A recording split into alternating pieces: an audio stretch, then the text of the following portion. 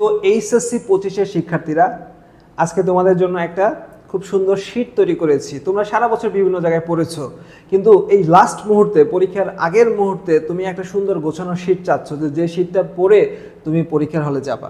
ঠিক সেম একটা শীট, এরকম একটা শীট তোমাদের জন্য তৈরি করেছি। অর্থাৎ এই শীটে প্রত্যেকটা অধ্যায়ের ক নাম্বার প্রশ্ন, খ নাম্বার প্রশ্ন এবং তোমার সৃজনশীল এবং এমসিকিউ গুরুত্বপূর্ণ এই প্রশ্নগুলোকে খুব সুন্দর করে সাজিয়ে দেওয়া আছে। তোমরা বাংলাদেশের যে কোনো প্রান্ত থেকে এই শীটটা তুমি সংগ্রহ করতে পারবা। আমি ভিডিওর পরের অংশে বলে দিব যে তুমি এই শীটটা কিভাবে পাবা বা এই পিডিএফটা তুমি কিভাবে পাবা। দেখো, আজকে আমরা যে অধ্যায়টা নিয়ে আলোচনা করব সেই অধ্যায়টা হচ্ছে গুণগত রসায়ন। তো আমরা প্রথমেই যে কাজটা করেছি যে 1 নাম্বার এবং 2 নাম্বারের প্রশ্নগুলোকে আমরা আগে বুঝে নিব বা পড়বো যে কোন কোন প্রশ্নগুলো, মানে 1 নাম্বারের প্রশ্ন আর 2 নাম্বারের প্রশ্ন থেকে কি আসবে। যেমন ফার্স্টে দেখো, আমরা এই অধ্যায়ে এই শীটে প্রথমে ক নিয়ে আমরা আলোচনা করব, তারপরে হচ্ছে খ নাম্বার প্রশ্ন নিয়ে আলোচনা করব। আর এই শীটটা তুমি যখন পরীক্ষার আগের রাত্রে মাত্র 2 ঘন্টা পড়ে যাবা এবং শীটটা যখন পড়বা আর পিডিএফটা যখন তোমার হাতে থাকবে, ইনশাআল্লাহ দেখবা যে এই অধ্যায় থেকে আর এক্সট্রা প্রিপারেশন নেওয়ার প্রয়োজন পড়বে না। ঠিক আছে, তাহলে আমরা শুরু করি। দেখো, তোমরা যারা এই অধ্যায় থেকে মোটামুটি 100% কমন পেতে যাচ্ছ, তাদের জন্য এই ক্লাসটা খুবই গুরুত্বপূর্ণ। দেখো, প্রথমেই আমরা ক নাম্বারের প্রশ্ন অর্থাৎ জ্ঞানমূলক প্রশ্ন নিয়ে আমরা আলোচনা করব। এখন আমাদের এই দ্বিতীয় অধ্যায়ের প্রথম অংশে রাদারফোর্ডের পরমাণু মডেল ভিত্তিক যে প্রবলেমগুলো আছে বা রাদারফোর্ডের পরমাণু মডেল ভিত্তিক কি কি জ্ঞানমূলক আসতে পারে, এখানে মাত্র 2টা তুমি ভালো করে পড়বা। যে আলফা কণা কি, এখন আলফা কণা কি এটা তোমরা অলরেডি পড়েছো অনেক জায়গায়। যে কণাটার সাহায্যে রাদারফোর্ড তার পরীক্ষাটা করেছিলেন সেটাকে আলফা কণা বলা হচ্ছে এবং সেটা হচ্ছে হিলিয়াম পরমাণুর নিউক্লিয়াস। তারপর ম্যাক্সওয়েলের তত্ত্ব। ম্যাক্সওয়েলের তত্ত্বটা হচ্ছে যে এই যে রাদারফোর্ডের যে একটা ত্রুটি ছিল যে চার্জযুক্ত কণা যদি এইভাবে ক্রমান্বয়ে ঘুরতে থাকে তারা আস্তে আস্তে নিউক্লিয়াসে পতিত হবে, সেটাই হচ্ছে ম্যাক্সওয়েলের তত্ত্ব। যদিও এটা মানে খুব একটা গুরুত্বপূর্ণ না, তারপরেও যদি চলে আসে তাহলে এখান থেকে একটা আসতে পারে এই প্রশ্নটা। ম্যাক্সওয়েলের তত্ত্বটা গুরুত্বপূর্ণ হচ্ছে আলফা কণাটা। এরপরে দেখো, আমরা বোরের পরমাণু মডেলে আমরা কি কি পড়বো। বোরের পরমাণু মডেল থেকে যদি আমরা সিলেক্ট করি, এখানে প্রথমে যে প্রশ্নটা আছে যে প্রোটন কি, তারপরে এর চার্জ কি, ইলেকট্রন সমূহ কি কি ধর্ম অনুসরণ করে। আচ্ছা, এখান থেকে গুরুত্বপূর্ণ হচ্ছে জিম্যান প্রভাব এবং স্টার্ক প্রভাব। এই দুটো প্রশ্ন তোমাদের এই বোরের পরমাণু মডেল থেকে 1 নাম্বারের হিসেবে আসতে পারে। আচ্ছা, জিম্যান প্রভাবটা কি বলতেছে দেখো, যে বিজ্ঞানী জীবন লক্ষ্য করেন যে বাহ্যিক চুম্বক ক্ষেত্রের প্রভাবে প্রতিটি পারমাণবিক বর্ণালী রেখা একাধিক রেখায় বিভক্ত হয়ে পড়ে। অর্থাৎ এখানে বুঝাইতে চাচ্ছে যে তুমি এরকম যে আমরা জানি যে বোরের পরমাণু মডেল অনুসারে একটা ইলেকট্রন উপর থেকে নিচে আসলে তরঙ্গ নির্গত হয়। এখন এই জায়গাতে তুমি যদি একটা চুম্বক ধরো, তাহলে যে ঘটনাটা ঘটবে যে এই চৌম্বক ক্ষেত্রের প্রভাবে এই যে তরঙ্গটা আছে এইটা ছোট ছোট তরঙ্গে বিভক্ত হয়ে যাবে। এই প্রভাবটাকেই বলা হচ্ছে জিম্যান প্রভাব। আর স্টার্ক প্রভাবটা হচ্ছে ঠিক সেম ঘটনা ঘটবে, কিন্তু সেটা ঘটবে হচ্ছে তড়িৎ ক্ষেত্রের প্রভাবে। এটাকে আমরা স্টার্ক প্রভাব বলবো। তা এখানে কিন্তু অনেকে স্টুডেন্টের কিন্তু উল্টাপাল্টা হয়ে যায়, যে জিম্যানের জায়গায় স্টার্ক, স্টার্কের জায়গায় জিম্যান প্রভাবটা লিখে ফেলে। তাহলে এটাকে মনে রাখার জন্য ছোট একটা ট্রিক্স তোমরা অ্যাপ্লাই করবা। দেখো, জিম্যান প্রভাব এখানে কিন্তু ম্যান আছে, ম্যা, আর কিসের ক্ষেত্রে ঘটে? চৌম্বক ক্ষেত্রে ঘটে। অর্থাৎ চৌম্বক ক্ষেত্রেও তো চৌম্বকের ইংলিশ কি ম্যাগনেট না, তাহলে ম্যাগনেট চৌম্বকের ম্যা আর জিম্যানের ম্যা হয়ে গেল। তার মানে জিম্যান প্রভাবটা হয় হচ্ছে চৌম্বক ক্ষেত্রের প্রভাবে, আর স্টার্ক প্রভাবটা হয় হচ্ছে তোমার তড়িৎ ক্ষেত্রের প্রভাবে। এইভাবে তোমরা মনে রাখবা। এই দুইটা জ্ঞানমূলক এখান থেকে বেশি গুরুত্বপূর্ণ। আচ্ছা, এখন আমরা পড়বো হচ্ছে দেখো কোয়ান্টাম সংখ্যা এবং পরমাণুর মডেল ভিত্তিক যে সমস্যাগুলো আছে সেখানে দেখি আমরা কি কি জ্ঞানমূলক প্রশ্ন পাই।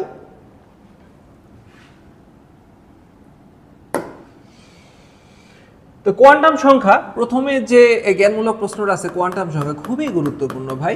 কোয়ান্টাম সংখ্যা অর্থাৎ কোন শক্তি স্তরের আকার, আকৃতি, ত্রিমাত্রিক বিন্যাস, ঘূর্ণনের দিক ইত্যাদি যে সংখ্যার সাহায্যে বোঝানো হয় সেটাকে আমরা কোয়ান্টাম সংখ্যা বলে থাকি। তো এটা খুবই গুরুত্বপূর্ণ। অরবিট কাকে বলে, অরবিটাল কাকে বলে, প্রত্যেকটা জ্ঞানমূলক প্রশ্ন এখান থেকে গুরুত্বপূর্ণ। নোট কি, নোট কাকে বলা হয়? যে অঞ্চলে সাধারণত ইলেকট্রন থাকে না। আমরা জানি যে অঞ্চলে ইলেকট্রন থাকে তাকে বলা হচ্ছে অরবিট, আর যে অঞ্চলে ইলেকট্রন থাকে না তাকে আমরা বলি হচ্ছে নোট। এগুলো যেহেতু আমাদের জ্ঞানমূলক প্রশ্ন এগুলো আমাদেরকে মুখস্থ করতে হবে, এখানে ব্যাখ্যাটা খুব একটা দেওয়ার জায়গা নাই। তারপরে আমরা দেখো আর কি কি প্রশ্ন আছে। উপশক্তি স্তর কাকে বলে, আইসোটোপ কাকে বলে, আইসোটোপ, আইসোবার, আইসোটোন, এই তিনটা জিনিস। আইসোটোপ মানে হচ্ছে যাদের প্রোটন সংখ্যা সমান, এগুলো ছোটবেলার পড়া, এগুলো জ্ঞানমূলক পড়া, এগুলো আসলে এক্সপ্লেন করে তোমাদের সময় নষ্ট করব না, আমি জানি যে এগুলো তোমরা পারো। আইসোবার অর্থাৎ যাদের ভর সংখ্যা সমান, ভর সংখ্যা মানে কি নিউটন এবং প্রোটনের মোট যোগফল, অর্থাৎ নিউক্লিয়াসের মধ্যে যে নিউটন আর প্রোটন থাকে তাদের যোগ মানে ভর সংখ্যা, তাদের যোগফলই হচ্ছে ভর সংখ্যা। আইসোটন কাকে বলে, অর্থাৎ যাদের নিউটন সংখ্যা সমান থাকে তাদেরকে আইসোটন বলা হয়ে থাকে। আর একটা সংজ্ঞা এখান থেকে আছে, সেটা হচ্ছে কি দেখো, আইসো ইলেকট্রনিক কাকে বলে, আইসো ইলেকট্রনিক কাকে বলে, অর্থাৎ যাদের ইলেকট্রন সংখ্যা সমান এদেরকে আইসো ইলেকট্রনিক বলা হয়। অর্থাৎ তাহলে এখান থেকে কিন্তু আমরা চারটা জিনিস পাচ্ছি, যে আইসোটপ, আইসোবার, আইসোটন এবং আইসো ইলেকট্রনিক। ওকে, এখন দেখো পরমাণুর ইলেকট্রন বিন্যাস ভিত্তিক যে অংশটা আছে ওই অংশ থেকে কি কি জ্ঞানমূলক আসতে পারে। আফবাও নীতি কাকে বলে, হুন্ডের নিয়ম কাকে বলে এবং পাউলির বর্জন নীতি কাকে বলে। আফবাও নীতি মানে কি, বিল্ট আপ নীতি। এখন জানো যে ইলেকট্রন বিন্যাসের উপরে তোমরা, আমার একটা ভিডিও আছে যে কিভাবে 18 সেকেন্ড ইলেকট্রন বিন্যাস করা যায়, ইউটিউবে সার্চ দিলে তোমরা দেখতে পাবো, এখান থেকে দেখে নিও। আর তাহলে তোমাদের ইলেকট্রন বিন্যাসে আর কোনো প্রবলেমই থাকবে না। হুন্ডের নিয়ম, এগুলো প্রত্যেকটা যে জ্ঞানমূলক আছে এগুলো খুবই গুরুত্বপূর্ণ। আচ্ছা, তড়িৎ চুম্বকীয় বর্ণালী ভিত্তিক যে জ্ঞানমূলকগুলো আছে, সেটা যে বর্ণালী কাকে বলে, প্রতিপ্রভা কাকে বলে এবং এমআরআই এর পূর্ণরূপ কি। প্রতিপ্রভা অর্থাৎ দেখো যে আমরা যে আল্ট্রাভায়োলেট রশ্মি ব্যবহার করি, ইউভি রশ্মি ব্যবহার করে যে জাল টাকা জাল পাসপোর্ট শনাক্তকরণ করি, ওই জায়গাতে এই টার্মটা ব্যবহার করা হয় যে ইউভি রশ্মি পরমাণু কর্তৃক শোষিত হয় এবং পরবর্তীতে খুব অল্প সময়ের মধ্যে দীর্ঘ তরঙ্গ দৈর্ঘ্য বিশিষ্ট দৃশ্যমান রশ্মি নিঃসরণ ঘটে, এই ঘটনাকে প্রতিপ্রভা বলা হয়ে থাকে। এটা পরীক্ষাতে আসতে পারে। প্রতিপ্রভা আসলে জিনিসটা কি, যেমন আমরা যখন আল্ট্রাভায়োলেট রশ্মি কোনো টাকার উপরে ফেলি, তখন ফেলি তো আল্ট্রাভায়োলেট রশ্মি, কিন্তু যখন তারা রিফ্লেক্ট হয়ে আমাদের চোখে আসে তখন সেখানে কিছু পরিমাণে শক্তি তারা ব্যয় করে দৃশ্যমান আলো হিসেবে আমাদের চোখে আসে। এই যে ঘটনাটা, এই ঘটনাটাকে বলা হচ্ছে প্রতিপ্রভা বা ফ্লোরোসেন্স। আর এমআরআই কি, ম্যাগনেটিক রেজোন্যান্স ইমেজিং, এটা হচ্ছে আমরা পড়ব। আশা করছি যে এই অংশ থেকে, এবং দেখো এই অংশ থেকে এই প্রশ্নগুলো আসবে। তারপর ধাতব আয়ন, ক্যাটায়ন এবং অ্যানায়ন শনাক্তকরণ বা দ্রাব্যতা। দ্রাব্যতা কি, দ্রাব্যতা কি সংজ্ঞাটা ভালো করে পড়তে হবে, যে নির্দিষ্ট তাপমাত্রা নির্দিষ্ট পরিমাণ কোনো তরলে যে পরিমাণ কঠিন দ্রব্য দ্রবীভূত থাকে তাকেই দ্রাব্যতা বলা হয়। খুব সুন্দর করে এখানে দিয়ে দেওয়া আছে। আয়নিক গুণফল কি, দ্রাব্যতা গুণফল কি, সময়ায়ন প্রভাব কি, সম্পৃক্ত দ্রবণ কাকে বলে এবং নেসলার দ্রবণ কাকে বলে।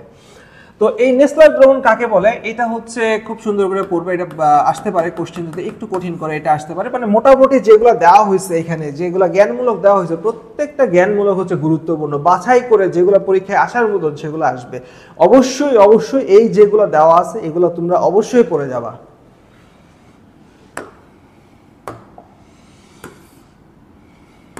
দেখো এখানে আমরা তারপরে এই যে তাহলে মোটামুটি আমাদের যে 27টা ছিল জ্ঞানমূলক প্রশ্ন, 27টা জ্ঞানমূলক প্রশ্ন পড়ে গেলে ইনশাল্লাহ এখান থেকে তোমরা কমন পাবা।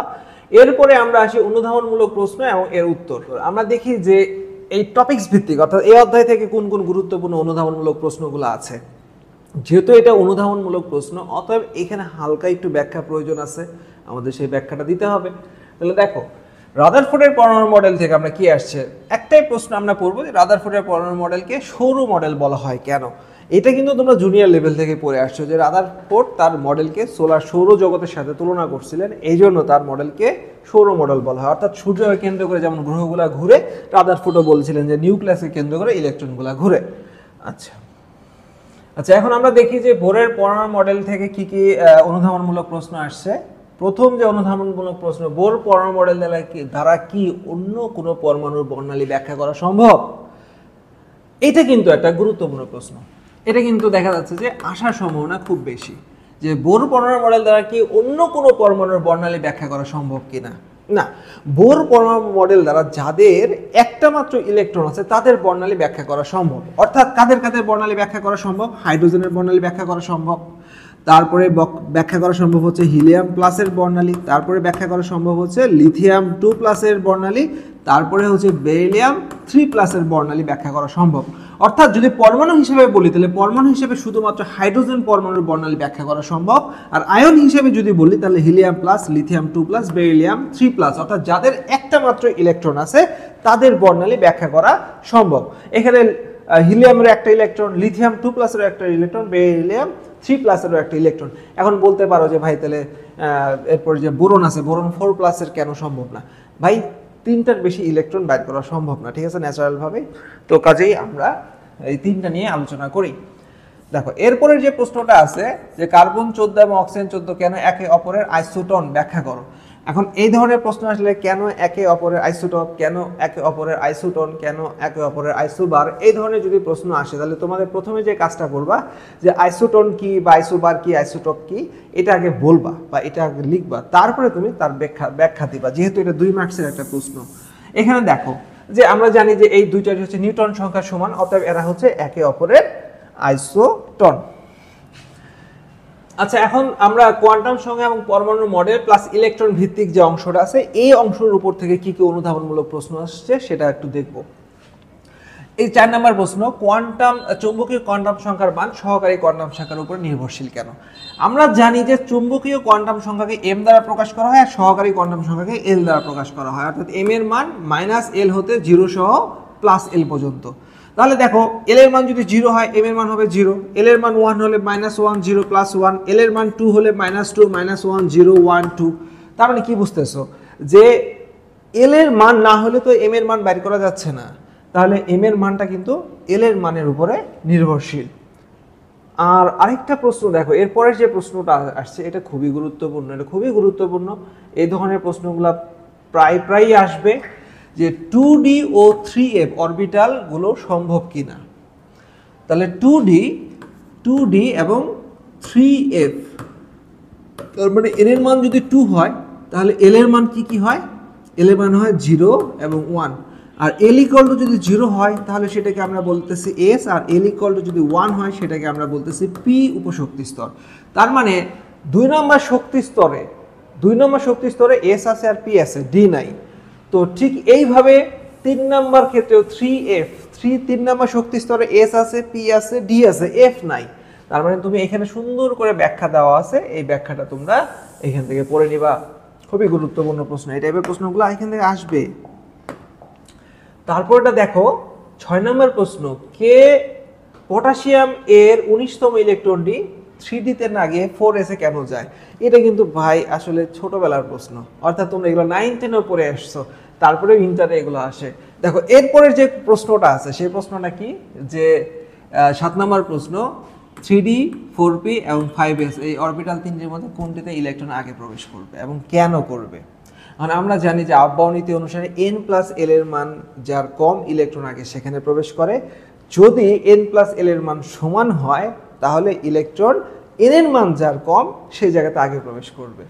তো এই জায়গায় দেখো 3d 4p এবং 5s, n এবং l যদি যোগ করি প্রত্যেকের আসছে 5, প্রত্যেকের মান সমান, তাহলে সেই ক্ষেত্রে আমরা দেখব যে n এর মান যার ছোট ইলেকট্রন আগে তাতে প্রবেশ করবে, অর্থাৎ ইলেকট্রন আগে 3d তে প্রবেশ করবে, তারপরে 4p তে, তারপরে হচ্ছে 5s এ ইলেকট্রনগুলা প্রবেশ করবে। এখন কপারের ইলেকট্রন বিন্যাস 4s না হয়ে 4s2 না হয়ে 5s1 কেন হলো? আমরা ব্যতিক্রম ইলেকট্রন বিন্যাস আমরা জানি যে অরবিটালগুলা অর্ধপূর্ণ এবং পূর্ণ অবস্থায় বেশি স্থিতিশীল, তাহলে সেই ক্ষেত্রে কপারের যে ইলেকট্রন বিন্যাসটা আমাদের রেগুলার ইলেকট্রন বিন্যাস কি হওয়া উচিত ছিল 3d9 4s2, বাট আমাদের কি হচ্ছে s থেকে একটা ইলেকট্রন কোথায় চলে আসবে, d তে চলে আসবে। এটা কিন্তু তোমাদের জুনিয়র লেভেলেও ছিল, মানে ছোটবেলা থেকে পড়ে আসছে এই জিনিসগুলো। আসলে এগুলো খুবই সহজ জিনিস, যারা একটু রেগুলার পড়াশোনা করো তাদের জন্য এটা আসলে খুব একটা কঠিন জিনিস না। তারপরের কোশ্চেনটা 9 নাম্বারটা, পি উপস্তরে সর্বোচ্চ 6টি ইলেকট্রন থাকতে পারে পলির বর্জন নীতি অনুসারে সেটা ব্যাখ্যা করো। পি উপশক্তি স্তরে যে সর্বোচ্চ 6টা ইলেকট্রন থাকতে পারে সেটা আমরা কিভাবে ব্যাখ্যা করব? কারণ আমরা জানি যে n এর মান যদি p হয়, আমরা l এর মান যদি 1 হয়, m এর মান হবে -1 0 1, আর m এর মান দ্বারা কি বোঝায়? m এর মান দ্বারা বোঝায় হচ্ছে আমাদের অরবিটালের সংখ্যা। আর আমরা জানি যে একটা অরবিটালে সর্বোচ্চ 2টা করে ইলেকট্রন থাকতে পারে। তাহলে এখানে যেহেতু 3টা অরবিটাল আছে, 3টা অরবিটালে সর্বোচ্চ 6টা ইলেকট্রন থাকতে পারবে। সর্বোচ্চ ইলেকট্রন থাকতে পারবে হচ্ছে 6টি। সর্বোচ্চ ইলেকট্রন থাকতে পারবে হচ্ছে 6টি। ঠিক আছে? তারপরে 10 নম্বরটা যদি আমরা দেখি যে আয়রন 2+ এবং কোবাল্ট 3+ পরস্পরের আইসো ইলেকট্রনিক ব্যাখ্যা করো। আইসো ইলেকট্রনিক মানে কি? যাদের ইলেকট্রন সংখ্যা সমান। এখন দেখো আয়রনের ইলেকট্রন ছিল হচ্ছে তোমার 26টা, কোবাল্টের ইলেকট্রন হচ্ছে 27টা। তাহলে এখান থেকে আয়রনের কাছ থেকে 2টা ইলেকট্রন চলে গেছে, তাহলে 26 থেকে 2 চলে গেলে থাকে 24, 27 থেকে 3 চলে গেলে থাকে হচ্ছে 24। অতএব এখানে এরা হচ্ছে পরস্পরের আইসো ইলেকট্রনিক। এই রিলেটেড প্রশ্নগুলো এখান থেকে আসবে। তারপর হচ্ছে হাইড্রোজেনের পরমাণুর জন্য পাউলির বর্জন নীতি প্রযোজ্য নয় কেন? এটাও একটা গুরুত্বপূর্ণ প্রশ্ন যে ভাই হাইড্রোজেনের পরমাণুর জন্য পাউলির বর্জন নীতি প্রযোজ্য নয় কেন? পাউলির বর্জন নীতিটা আসলে কি? পাউলির বর্জন নীতিটা হচ্ছে যে কোনো একটা পরমাণুর যে কোনো 2টা ইলেকট্রনের 4টা কোয়ান্টাম সংখ্যার মান কখনো সমান হইতে পারে না। তাহলে ভাই যে কোনো 2টা ইলেকট্রনের 4টা কোয়ান্টাম সংখ্যার মান কখনো সমান থাকতে পারে না। তাই হাইড্রোজেনের তো ইলেকট্রনই আছে হচ্ছে একটা, তাহলে কিভাবে সেখানে প্রশ্ন হবে কম্পেয়ার করা যাবে? কম্পেয়ার করতে এখানে কোনো সুযোগ নাই, কারণ মিনিমাম তো 2টা ইলেকট্রন থাকতে হবে। আচ্ছা, হিলিয়ামের ইলেকট্রন বিন্যাসে পাউলির বর্জন নীতি মেনে চলে, ব্যাখ্যা করো। এটা কি? এটা একটু বুঝাই দেই যে হিলিয়ামের যে ইলেকট্রন আছে সেটা পাউলির বর্জন নীতি মেনে চলে, সেটা ব্যাখ্যা করো। তার মানে পাউলির বর্জন নীতি বলছে কি যে একই পরমাণুতে 2টি ইলেকট্রনের 4টি কোয়ান্টাম সংখ্যার মান কখনো সমান হতে পারে না। তাহলে একই পরমাণুতে 2টি ইলেকট্রনের 4টা কোয়ান্টাম সংখ্যার মান কখনো সমান হতে পারে না। তাহলে আমরা দেখি যে হিলিয়ামের যদি আমরা ইলেকট্রন বিন্যাস করে দেখি 1s2, তাহলে এখানে দুইটা এই এস উপশক্তি স্তরে 2টা ইলেকট্রন আছে। এখন এটা হচ্ছে ধরলাম E1 1 নম্বর ইলেকট্রন, এটাকে যদি আমরা E2 ধরি, তাহলে দেখো এই 1 নম্বর ইলেকট্রনের জন্য n এর মান হচ্ছে 1, কারণ সেটা 1 নম্বর শক্তি স্তরে আছে। l এর মান হচ্ছে 0, কারণ s এর জন্য l এর মান হয় 0, আর l এর মান যদি 0 হয় তাহলে m এর মানও 0 হবে। আর s এর মান অর্থাৎ স্পিন কোয়ান্টাম সংখ্যার মানটাকে আমরা প্রথম ইলেকট্রনের জন্য এই যে এই ইলেকট্রনটার জন্য +½ ধরলাম, কারণ এটা যদি আমরা ঘড়ি কাঁটার দিকে ধরি তাহলে এই যে ইলেকট্রনটা আছে এই ইলেকট্রনটার জন্য হবে -½ এবং মজার বিষয় হচ্ছে দেখো যে দ্বিতীয় ইলেকট্রন যেটা আছে সেটাও কিন্তু 1 নম্বর শক্তি স্তরে আছে, s উপশক্তি স্তরে আছে এবং তোমার s অরবিটালে আছে এবং সেটা উল্টাভাবে আছে, এই জন্য -½ হচ্ছে। তার মানে এখান থেকে আমরা দেখতে পাচ্ছি যে একটা পরমাণুর যে কোনো 2টা ইলেকট্রনের 4টা কোয়ান্টাম সংখ্যার মান কখনো সেম হতে পারে না। আচ্ছা, এরপরেরটাতে আমরা যদি যাই, এরপরে হচ্ছে তড়িৎ চুম্বকীয় বর্ণালী ভিত্তিক যে অংশটা আছে সেই অংশ থেকে কি কি অনুধাবনমূলক প্রশ্ন আসছে। অনুপ্রভা বা প্রতিপ্রভা কি রূপে সৃষ্টি হয়, ব্যাখ্যা করো। যেটা আমরা জ্ঞানমূলকেও দেখছি যে অনুপ্রভা কি জিনিস সেটা বললাম, যে অনুপ্রভাটা হচ্ছে একটা ইলেকট্রন যখন এক শক্তি স্তর থেকে আরেক শক্তি স্তরে আসে, তো বোরের মডেল অনুসারে আমরা পড়েছি যে ইলেকট্রনগুলো যে পরিমাণ শক্তি শোষণ করে উপরে যায় ঠিক সেই পরিমাণ শক্তি বিকিরণ করে। তাহলে এখন তুমি চিন্তা করো যদি এরকম হয় যে একটা ইলেকট্রন আল্ট্রাভায়োলেট রশ্মি শোষণ করে উপরে শক্তি স্তরে গেছে, সে যখন নিচে আসতেছে তখন সে ওই আল্ট্রাভায়োলেট রশ্মি বিকিরণ করবে বোরের মডেল অনুসারে। তাহলে তো আমরা আল্ট্রাভায়োলেট রশ্মি খালি চোখে দেখতে পারি না, তার মানে আল্ট্রাভায়োলেট রশ্মি ব্যবহার করে আমরা কিন্তু জাল টাকা শনাক্তকরণ করতে পারবো না। তবে কিছু যৌগ আছে যে যৌগগুলোর ক্ষেত্রে ইলেকট্রনগুলো কি হয়, যে পরিমাণ শক্তি শোষণ করে উপরে শক্তি স্তরে যায়, নিচে আসার সময় তারা যে কাজটা করে যে নিচে নামার সময় সরাসরি, যেমন তোমার ধরো যে একটা ইলেকট্রন শক্তি গ্রহণ করে উপরে চলে গেছে, উপরে যাওয়ার পরে নিচে আসার সময় তারা কি করে একটা তৃতীয় একটা স্থানে যায় তাদের কিছু শক্তি মানে খরচ করে ফেলে সে যখন নিচের দিকে আসে তখন যে পরিমাণ শক্তি গ্রহণ করেছিল তার থেকে একটু কম শক্তির তরঙ্গ বিকিরণ করে। এই যে ঘটনাটা, এর কারণে কিন্তু তোমার এই অনুপ্রভা বা প্রতিপ্রভা এই জিনিসটা তৈরি হয়ে থাকে। অর্থাৎ আমরা আল্ট্রাভায়োলেট রশ্মি দিলে সেখান থেকে আমরা দৃশ্যমান রশ্মিটা পাই। তো জাল টাকা নোট বা জাল নোট বা পাসপোর্ট শনাক্তকরণে কেন ইউভি রশ্মি কার্যকর, ব্যাখ্যা করো। এই যে ব্যাখ্যাটা আছে আল্ট্রাভায়োলেট রশ্মি কেন ব্যবহার করা হয়ে থাকে, ওই যে বললাম যে আল্ট্রাভায়োলেট রশ্মি ব্যবহার করা হয় কারণ আল্ট্রাভায়োলেট রশ্মি যদি আমরা দেই তাহলে আল্ট্রাভায়োলেট রশ্মির যে নিচের যে তরঙ্গ দৈর্ঘ্যটা আছে সেটা হচ্ছে দৃশ্যমান। তো যে চিকিৎসা ক্ষেত্রে আয়ন রশ্মির ব্যবহার, এই জিনিসগুলো পড়বো। ধাতব আয়ন বা ক্যাটায়ন বা অ্যানায়ন শনাক্তকরণের ক্ষেত্রে শিখা পরীক্ষায় গাঢ় HCl ব্যবহার করা হয় কেন? এটা একটা খুব গুরুত্বপূর্ণ প্রশ্ন, যে যারা বুঝো না যে ভাই শিখা পরীক্ষায় গাঢ় HCl কেন ব্যবহার করা হয়। আসলে শিখা পরীক্ষাটা কি, যে কোনো একটা লবণকে শনাক্তকরণ করার জন্য যখন আমরা আগুনের শিখা ব্যবহার করি, অর্থাৎ আগুনের শিখার মধ্যে ওই লবণটাকে দিয়ে নিমজ্জিত করে ওর বর্ণ দেখে আমরা শিখা মানে লবণটাকে শনাক্তকরণ করতে চাই, তখন এই শিখা পরীক্ষাটা করা হয়ে থাকে। আর শিখা পরীক্ষার ক্ষেত্রে যে এটা ঘটনাটা ঘটে, দেখো যে আমাদের এই যে HCl আছে, এই HCl এর মধ্যে শিখাটাকে আগে চুবাই নেওয়া হয়। অর্থাৎ শিখা পরীক্ষার যে সিস্টেমটা হচ্ছে, তুমি একটা কাঠির মধ্যে লবণটা নিলা, এই কাঠিটাকে আগে HCl এর মধ্যে ভিজাবা, ভিজানোর পরে তুমি যখন লবণটাকে টাচ করবা, তখন ওই লবণটা ওই HCl এর সাথে একটা বিক্রিয়া করবে, বিক্রিয়া করে কি তৈরি করবে? উদ্বায়ী লবণ তৈরি করবে। তার মানে উদ্বায়ী কেন বলতেছি, যে কোনো লবণ অর্থাৎ নাইট্রেট বা সালফেট, এগুলার লবণ যতটা পরিমাণে মানে দ্রুত বাষ্পীভূত হয়, তার থেকে ক্লোরিন যুক্ত লবণগুলা দ্রুত বাষ্পীভূত হয়।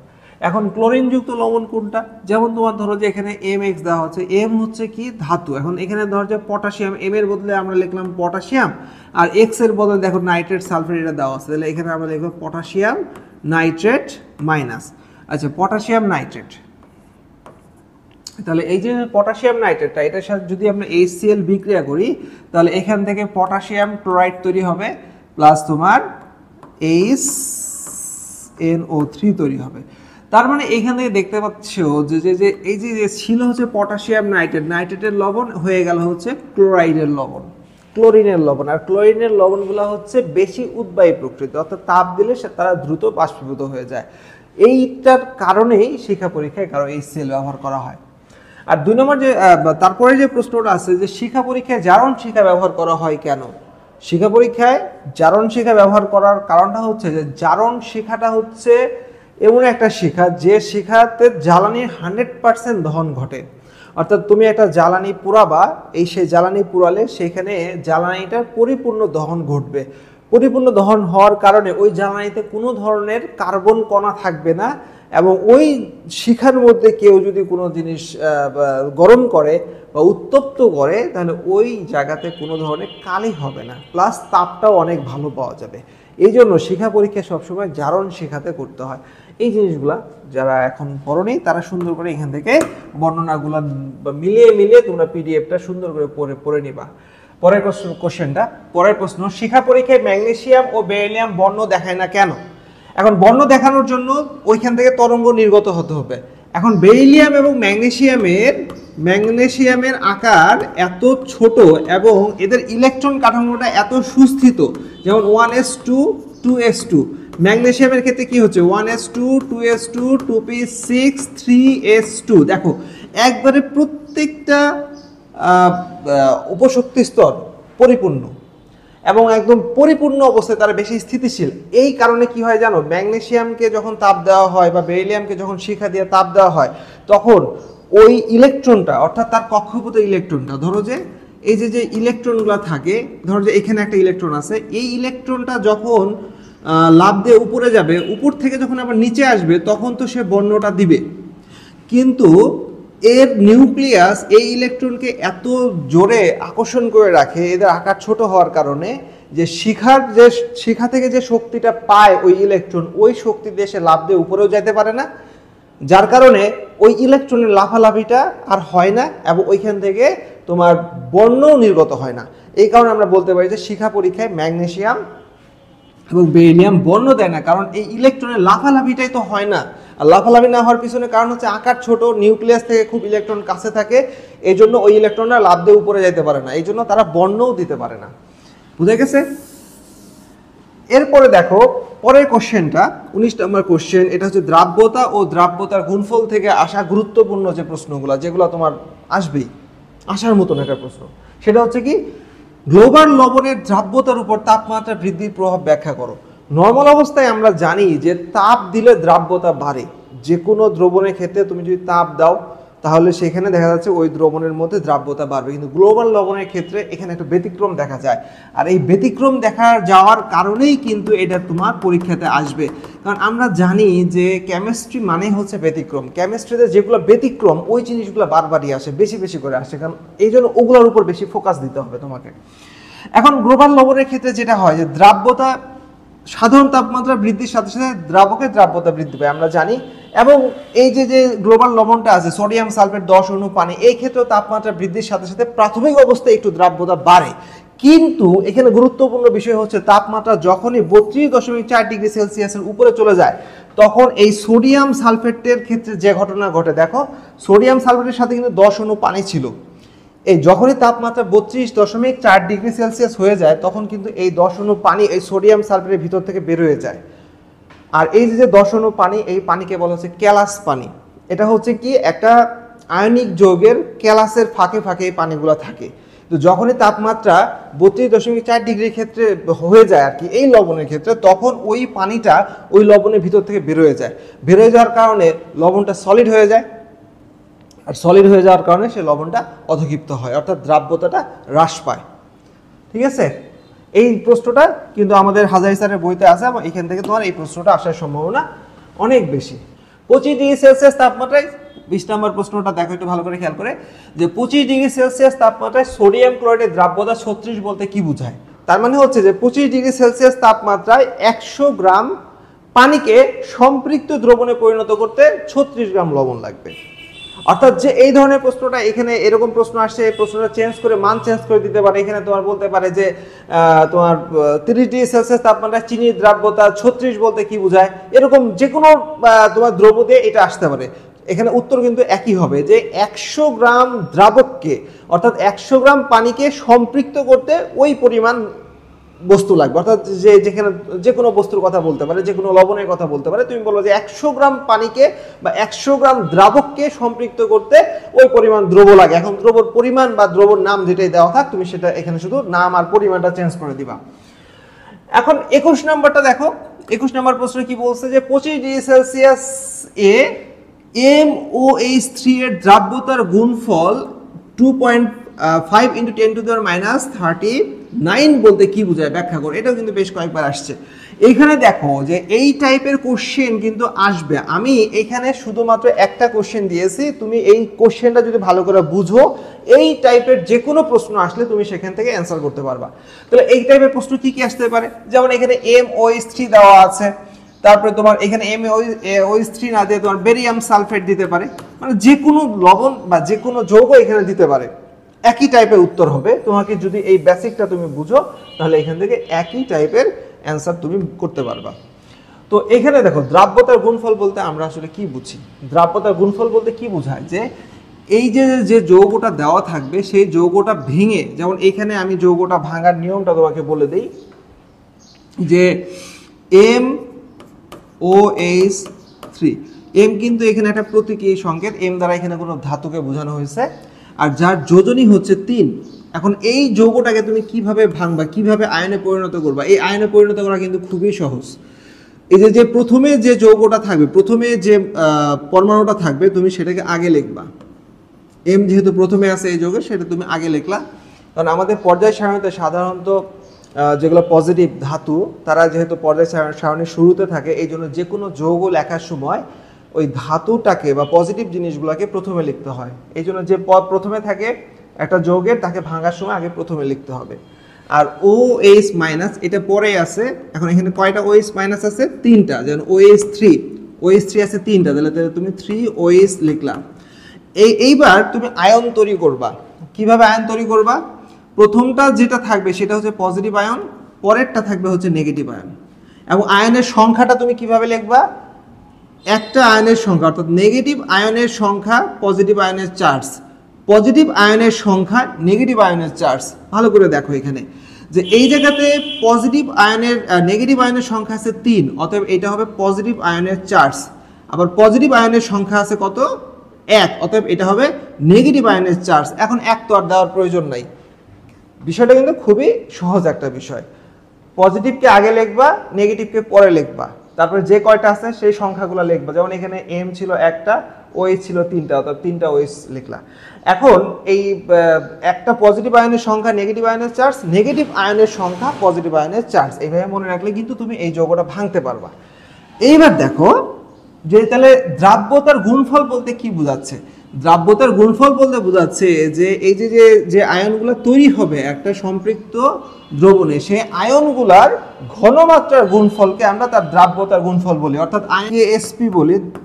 দ্রাব্যতার গুণফল বলতে বোঝানো হচ্ছে যে এই যে তোমার M3+ আয়ন আছে ইনটু OH মাইনাস আয়ন আছে, এবং এদের যে ঘাত, যেহেতু সামনে যে সংখ্যাটা থাকবে সেটা পাওয়ার হয়ে যাবে, অতএব এখানে আমরা 3 দিব। তাহলে এই মানগুলা বসায় যে তুমি গুণফলটা পাবা সেটাকে বলা হচ্ছে দ্রাব্যতার গুণফল, এবং এই যৌগের ক্ষেত্রে দ্রাব্যতার গুণফল হবে কত? 2.5 × 10⁻39। তার মানে হচ্ছে এরকম যে কোনো যৌগের যদি দ্রাব্যতার গুণফল তোমাকে দিয়ে ব্যাখ্যা করে যে এই যৌগের দ্রাব্যতার গুণফল এত বলতে কি বুঝো, তখন তুমি ওই যৌগটাকে আগে তুমি এইভাবে ভেঙে নিবা, ভেঙে নিয়ে বলবা যে এই আয়ন এবং ওই আয়নের ঘনমাত্রার যথোপযুক্ত ঘাত সহ গুণফলকেই হচ্ছে বলে দ্রাব্যতার গুণফল, এবং এই যৌগের ক্ষেত্রে ওই আয়নের ঘাতগুলোর গুণফল হবে, মানে আয়নগুলোর ঘনমাত্রার গুণফল হবে এই তোমার মানে 2.5 × 10⁻39। এখানে তোমার এটার বদলে যে কোনো মান দেওয়া থাকতে পারে, যে কোনো যৌগ দেওয়া থাকতে পারে, তোমরা সেইভাবেই ভাঙবা। আমরা মানে ভিডিওটা দেখো, আরও দেখো, শুরু থেকে ক্লাসগুলো দেখো, আরও প্রবলেম আসবে ইনশাল্লাহ, আরও সলভ করবো, তখন এই জিনিসগুলো একবারে ক্লিয়ার হয়ে যাবে। আচ্ছা, তাহলে এই কয়টাই ছিল আমাদের ক এবং খ নম্বরের প্রশ্ন, এবং এখানে কিন্তু খুব সুন্দর করে সাজিয়ে গুছিয়ে দেওয়া আছে, তুমি কোন ক গুলা পড়ে যাবা, কোন খ গুলা পড়ে যাবা। এখন আমরা আলোচনা করব হচ্ছে MCQ নিয়ে, কারণ আমরা বলেছিলাম শুরুতে আগে 1 এবং 2 মার্কসের প্রশ্নগুলো নিয়ে আলোচনা করব। এখন যেহেতু MCQ হচ্ছে 1 মার্কসের, অতএব আমরা MCQ নিয়ে আলোচনা করব, এবং আমরা 185টা MCQর মতন পড়বো, যে এই MCQ গুলো পড়লে তোমার এই অধ্যায় থেকে আর এক্সট্রা কোনো MCQ পড়তে হবে না। তবে আমি বারবারই বলি যে যেগুলো পড়বো অবশ্যই বুঝে বুঝে পড়তে হবে, কারণ যদি মানটা চেঞ্জ করে দেয় তখন তুমি বলবা যে ভাই আমি তো কমন পাইলাম না। আসলে মান চেঞ্জ করে দিতেই পারে, এই জন্য তোমাকে অবশ্যই বুঝে বুঝে এই 185টা MCQ পড়লে তোমাদের কিন্তু আর আলাদা করে কিছু পড়তে হবে না। এখন তোমরা কিন্তু দেখো এখানে এই শীটটাতে আমি বলছি যে পরীক্ষার আগের রাত্রের শীট, অর্থাৎ তুমি পরীক্ষার আগের রাত্রে মাত্র 2 ঘন্টা সময় দিয়ে এই শীটটা মানে শুরু থেকে শেষ পর্যন্ত পড়ে যাবা। তাহলে একটা অধ্যায়ের জন্য তুমি 2 ঘন্টা সময় দিবা না? অবশ্যই তোমাকে 2 ঘন্টা সময় দিতে হবে। তাহলে এই 2 ঘন্টার মধ্যে যদি তুমি একটা অধ্যায়ের পুরোপুরি ক, খ এবং MCQ সবগুলোকে যদি একসাথে পাও, এবং তার সাথে যদি সিকিউটাও দিয়ে দেওয়া হয়, তাহলে তোমার আর কি লাগে? তো এইভাবে সাজায় গুছায় দেওয়া আছে এই শীটটাতে। এখন তুমি যদি মনে করো যে এই শীটটা আমার দরকার, তাহলে তুমি খুব সহজে এটা PDFটা কালেক্ট করে নিতে পারো বাংলাদেশের যে কোনো প্রান্ত থেকে। তোমরা আমার একটা পার্সোনাল নাম্বারে, বা আমি যে নাম্বারটা দিব সেই নাম্বারে মাত্র 50 টাকা বিকাশ বা নগদে পাঠিয়ে দিলে আমি তোমার হোয়াটসঅ্যাপে এই ডাউনলোড লিঙ্কটা আমি তোমাকে দিয়ে দেবো, ঠিক আছে? আমি নাম্বারটা দিয়ে দিচ্ছি এখনই, অথবা তোমরা দেখতে পারো যে প্রত্যেকটা শীটের এখানে এই যে উপরের দিকে একটা নাম্বার দেওয়া আছে যে মোবাইল নাম্বার, এই মোবাইল নাম্বারটাতে তোমরা মানে এটাতে হোয়াটসঅ্যাপ খোলা আছে, এটাতে বিকাশ নগদ দুটোই খোলা আছে। মাত্র 50 টাকা তুমি এই বিকাশ নাম্বারে পাঠিয়ে দিয়ে, বা নগদ নাম্বারে যেভাবে হোক তুমি 50 টাকা পাঠিয়ে দিয়ে তার স্ক্রিনশট নিয়ে এই হোয়াটসঅ্যাপ নাম্বারে পাঠিয়ে দিবা। আমি তোমাকে এই তোমার ওই নাম্বারে লিঙ্কটা দিয়ে দিব।